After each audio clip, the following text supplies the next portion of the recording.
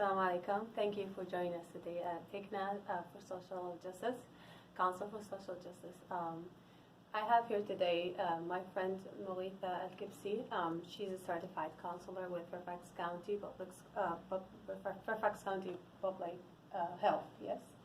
Moghitha actually was born in Yemen, and she graduated from George Mason University with a master's degree in counseling and development. She's a mental health clinician and therapist with Fairfax County. She has been in the Fairfax County since 1997. Moghitha is also a steering committee member with the Interfaith Community for Dialogue. Assalamu alaikum, Moghitha. How are you? Alaikum assalam. Thank you for inviting me. Thank you for coming. So mental health is a really, tough question in our communities. There's a lot of stigma around it. Sure. So we're trying to answer some questions going around. It's like everybody is asking these questions. Maybe they're too afraid to ask it or talk about it. So we try to tackle some of these questions. Right. Thank you.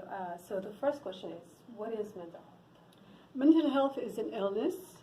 We all have to understand that the brain is an organ like the kidneys and the liver and the heart. So when the brain gets sick, which is a malfunction in the way the brain chemistry communicates with the rest of the body, that's what would show us mental illnesses. And when a person appears they're malfunctioning or they're not acting like the rest of us. I don't want to say abnormal because sometimes they act pretty normal, but they are suffering from inside, and we don't see it. But mental illness is a serious illness, and it's in an organ within our body that we have to really recognize and educate ourselves about. Anyone can suffer from mental illness, correct? Sure. Nobody is free from a little bit of mental illness. If you go into the DSM-4, which is the book that has all the diagnoses of mental illnesses, 100% pure brain of mental illness or free of mental illness is practically non-existent. You would have to have some anxiety, some issues, you would panic when you go through a test, sleep issues. We all have a little bit of, we're not perfect. Yes, so some kind of mental illness was definitely. So what is, Go ahead. So why is it important to educate ourselves on mental health? It's so important, especially in our community. There's a lot of stigma regarding mental illness. People hide it when they have it. People hide their family member if they have mental illness because it's known to be jinan, or God had given you this illness because you're not a good person, or you have your brain has jinn in it, or somebody has played some kind of magic on you. So it's thought of as something that's really bad. It's looked at as a bad illness, just like it's unmentioned. Like when people have cancer, they don't say, they say they have that illness. So mental illness is definitely something we really have to educate ourselves about and tell people that it's an organ and it gets sick just like the rest of the human organs. You think the family, especially the family of the person who has diagnosed with a mental illness, has to know how to deal with that person and educate themselves about the type of illness and what is the symptoms and how it's going on. Of course, the family is the most important component in treatment of that individual, and there have been tests and studies that say that the person, including mental illness, the second most important thing is the family support. If the person feels supported, understood, and guided, and understood, we understand what you're having. you're not alone. You know, this is basic. This is essential to any kind of family and any kind of mental illness or any physical illness for that matter. Okay. So what is the top, like, 3 type of mental illness you think our community is going through, or like the people who come to the United States? Absolutely. Well, newcomers have something called adjustment disorder, which is they suffer with anxiety and a lot of depression. They feel because they are faced with new issues, new society, new language, new bills, new requirements and laws. And so they get sometimes to, they develop panic attacks. But this is not supposed to last more than 6 months. If the depression and anxiety last more than 6 months, then the person has to seek longer term treatment. But adjustment disorder is definitely there, and it hits everyone that comes to the U.S. or any other different community for that matter. And so most newcomers suffer that. How about any other mental health issues? And mental health issues in our community, we're all newcomers. I mean, we're all refugees from another world, so we are here for one reason or another. Basically, a lot of people will have PTSD. PTSD means post-traumatic stress disorder. Everyone suffers from that because we suffered like war issues, fear, discrimination here or from the places we escaped from. So that's the second one. So adjustment disorder and PTSD, and then of course anxiety is a huge umbrella, and under that it's we have a lot of components. From that we develop fear, suspicion, personality disorders are many. From that we have borderline personality disorder, which is most of the personality disorders are the reason for them would be mostly genetic, but the second most important reason is environmental, which means they were abused as children. And when you're abused in children, if you're abandoned, if you're physically, emotionally, mentally abused, then you would develop a personality disorder, which makes a person have a bleak outlook on life. They don't trust people. They don't want to. They have a lot of issues, dysfunctioning issues with others in their work environment, in their school environment, in their family and social environment. So that's the other mental illness that we have to deal with, because beating is normal in our society. So so personality disorder gets developed.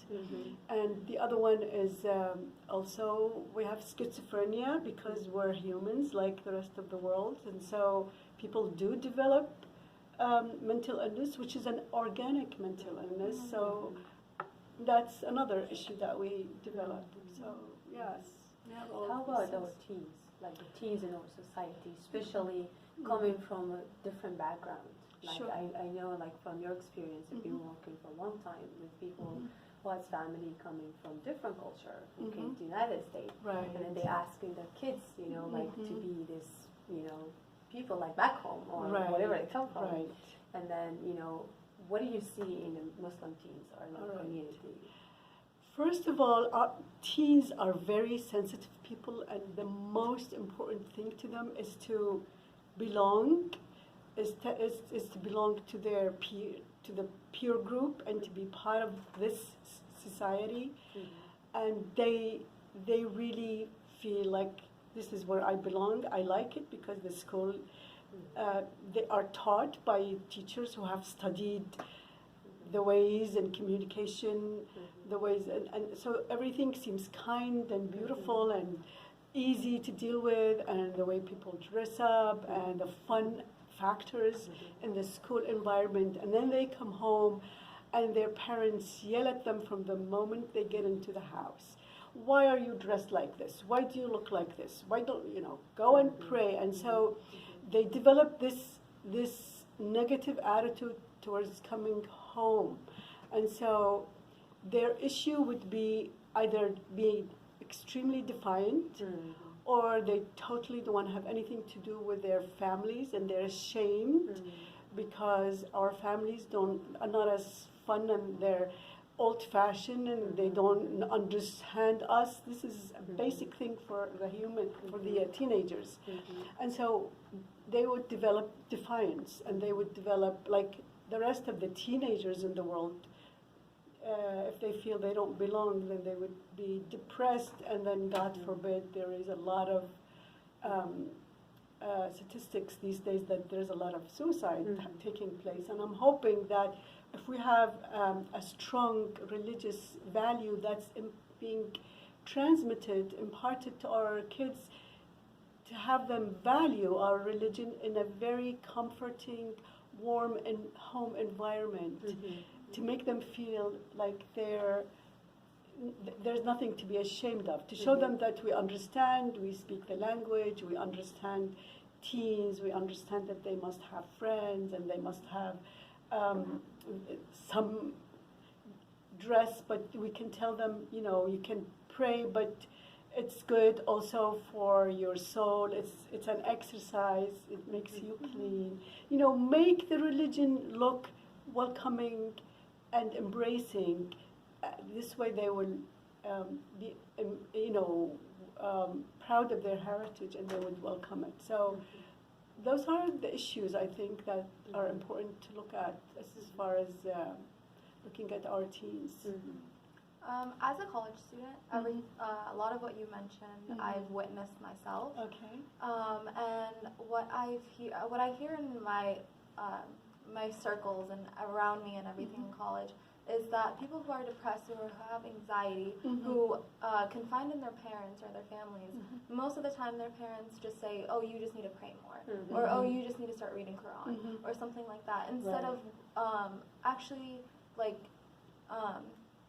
talking about their issues and trying to seek help for them. So how would you, what would you say to them to help, or how would you tell them to go about this way?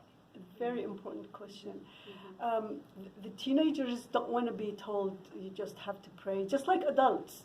Like I know, like people who are abused, they go to mosques, and they're told, like abused wives go to mosques, and they tell the sheikh, "I'm abused," and they would tell them, "You're not praying more, you're not fixing your husband's dinners, you're not dressing up for him." You know, somebody who's hurt physically or emotionally, they don't want to hear these things. They want to be understood. They want to be told that we know that you're going through this, and let's work this problem together. I don't know if that answers your question. Yes? Kind of. More as of like, how could these people, or like the younger generation, talk to their parents in such a way that they actually get help, instead of just being told that like they need to pray, or like for the parents, how can they deal with their children in a more helpful way? Right. The resources also, like they know like how to reach resources. Exactly. I know there's resources in school, there's resources in community, and I know you've been working in one of these resources. Right. Teenagers and young adults don't necessarily respect what their parents tell them, even if their parents are professionals. They know how to respond. Their words don't have that much weight or value. So what I would recommend is that they refer them, you know, go talk to a professional. If you have a real serious issue, then they should refer them to outside professionals, you know. Of course, embrace their issue, tell them we understand you, but I may not be the best person to advise you, so they should refer them out. And so I guess going off of that, how could friends be allies to friends who have mental health issues? What are some ways and techniques and stuff? Support. I'm with you, I'm here with you, I support you, I understand you. I know you're not alone. These are all words that are important in providing support to your friends. So we kind of touched this, but we need to talk about it a little bit deeper, Mhm. about what is the symptoms you think that somebody experiencing some symptoms, Mhm. and he has or she has to seek help Okay. of mental health, like Okay. some no. Yes. As far as the adults, you would some severe mental illnesses. The person's behavior, external behavior, would probably show that the person is not functioning well.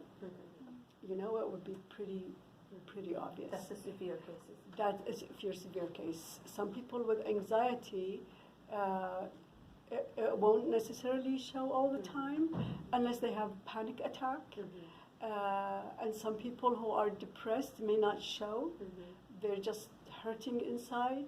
They may they want to cry, or they're depressed. They may just hold it until they go home, and then, you know, they have this breakdown.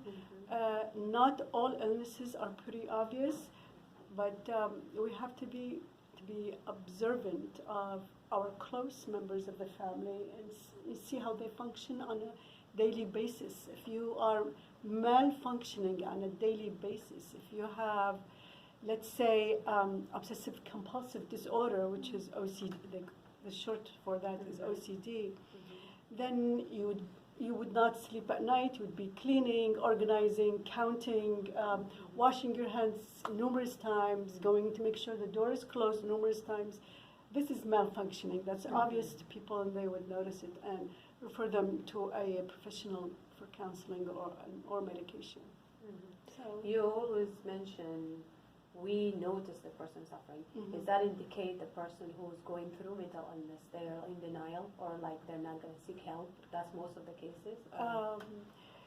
So two different modules. The people who have organic mental illness, like if they have hallucination and they're still reasonable, then they can seek help. They will willingly seek help. People with depression, they're thinking of death all the time, and they're not able to get up and pray and wash and function on a normal basis. They will seek help. People with personality disorder, which is not an organic disorder, it's in the personality, they're usually in denial of their issues, and they think everyone is wrong and I'm right. So they may not seek help. People will have to advise them to seek help. So that's why the family has the most To look important into it, to look yes. into it. Yes. What are some consequences do you think could arise when someone doesn't want to seek help, or is just in denial of their mental health? You could tell them that if the problem is organic, it can get worse. The malfunction in the brain cells, they're already sending different messages, so this will continue to happen until the situation becomes worse. And if you have a personality disorder, if you continue to malfunction, continue to have problems with losing jobs, losing friends, losing family, losing spouses, then all those problems, all those issues and challenges in your life will lead into an organic disorder, and so it will develop into a mental disorder for that person. So there are consequences if you don't get treated as soon as you catch yourself with the illness. Then it would cause more problems. If the teenager, for hallucination, which comes, it's psychosis they call it, for schizophrenia. It usually starts during teenage, and it doesn't. If you're 25, then you missed the cutoff date. You won't be getting it unless some females get it during postpartum, you know, like with hormone involvement. But mostly from teenage to 25, then that's the gap where a person would get to have schizophrenia. So teenagers, once they start getting it, then you would probably want to treat them as soon as possible. Although some doctors have said in some studies that they noticed it before teenage years. You know, schizophrenia, the child will be acting a little bit off base. So parents have to be very observant. Also observant when when a child reaches 5 years of age, then that's when the child develops not PTSD, but attention deficit disorder, ADHD. So that's when when a child becomes pretty active, not able to sit down, not focused, then we should seek help for that child. So, yes. So we talk about this, the important part about this too, like we talk about seeking help. What is the cause? So like, because it depends on how you're going to be treated. So what do you think what is the cause? What is the causes of the mental illness and how you be treated? You know, right. The different causes and how the treatment depend on the causes. Right. The most important cause for mental illness is the genetics. It's like cholesterol and heart disease, and it all comes in our DNA. And okay, let's suppose now we're talking about the organic mental illness. That's basically genetic. The next reason is when person has like a trauma in their life, or they have a disease, like long-term, like a chronic illness, like they're told they have cancer, then they would probably develop some sort of depression, and when the depression becomes severe, then you would develop hallucination or anxiety as a result. And the other thing is, if you have, if people take drugs, then you would have drug-induced hallucination. And of course, trauma develops mental illness as well as personality disorder, in addition to the genetic one. So the organic one has to be treated, obviously, with medication. Yes, yes. So definitely. there is different, the way to treatment does, because we want to know, like, some people think just you take a medicine, that's it. You know, like, depend on the way you treat the medicine. So depend on the cause of the illness. Same like you said, in other organic or physical. Exactly, because it's organic mental illness.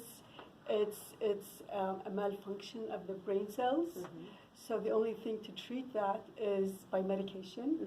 But we always recommend medication, therapy, and groups. When you go to a group, people understand you, people give you advice, people exchange advice, then you have feedback from your clients, and then you develop also a sense of I'm not alone, you know. So it's medication, therapy, and groups. For personality disorder, it's a little bit difficult. Because they don't think there's anything wrong with them, so they don't really follow up on the medication. They're not always on good terms with their therapists. They leave their therapists, and they fight with everyone around them, especially the borderline personality disorder. This is a very difficult illness that we always have to find. We find it always challenging. And so we find there is a treatment called, it's a group treatment. It's called, oh my God, I'm like blanking on the name of it. But it's a group that teaches you, gives you skills on how to deal with when you feel angry, when you feel like the other person is so bad that you can't stand them. So you begin yelling, how to control your temper, how to understand your illness, and so. That's another important thing for people with disorders. What would you say are some non-medical ways to not treat, but to help or just control mental illnesses such as depression or anxiety or stress, like mainly for college students or teenagers and stuff like that, who might not want to seek actual treatment, right? Want to just try to just use other kind of, things. yeah, just kind Right. of control their own mental health. Of course, there is yoga, meditation. For us Muslims, prayer is pretty much like meditation. You focus on what you're doing. When you're facing Allah and you want to pray, you really need to focus. Deep breathing, like mindful deep breathing, is very important. 1,000 to 3,000 milligrams of vitamin C, ginseng, running or just brisk walking. I believe so strongly in helping others. When you give aid to others and you see people smiling, when you feed the hungry, you go to shelters, and it gives you so much reward, and you feel like you are helping others. It's very therapeutic. So I believe strongly in this, in deep meditation and in helping others, and in just sitting and just focusing on yourself, and then of course walking briskly is very important. So this is the advices you give to people in the community, because as you have a background in the Middle East. Sure. As you say, like people always not good at taking care of themselves, and this is actually what take us to other levels of depression and anxiety and stuff like that, to the mother and then to the whole house, and to the kids and stuff like that. Right. So what is like the general advice you give to people? Well, just how to take care of their mental health, right. seem like they're taking of themselves. Uh-huh. When I was going to school, and all the skills that we learn and material that we take, I always tell my teachers and supervisors at school and now at work, I would tell them my community does not need all of these skills. I have to use different skills, and of course they don't like when you mix like state and church, but I tell them I need to give my community dua for their depression and for their times of need. So I have, al-munjiyat, there are some du'as that I give. I have prints of them a lot, so I give to all my clients. I tell them to read the Quran out loud, and I tell them to contribute to themselves by more focusing on their prayers and on their meditation and their and then helping their community. I don't adhere to everything that I learned in school because it's directed towards the Western mentality. So I always have to tweak it for my community. Did I answer your question? Yeah, actually, pretty much, and the importance also, like, just like to clarify this part, like the importance of self-care. Like Yes. some people think that that's selfish. There is there's a thin line between being selfish and self-care. So we need to talk about this, because I notice in our community that's like a cause of a lot of problems. Right. The misunderstanding of self-care Right. and selfishness. Well, the parents have plenty of time to take care of themselves before the kids come back from school. So focus on yourself, do yourself a favor, relax, get enough sleep. We cannot help others, we cannot love others unless we love ourselves. And think about or visualize yourself on a plane when those oxygen masks come down. They always tell you to put the mask on yourself before you help your children or your loved ones. That's pretty much the same concept. You really need to give yourself enough care, enough love in order for you to be a provider, a caretaker, or a parent mainly. Yes. So what are some self-care tips that you can offer us? Enough sleep, exercise, humor,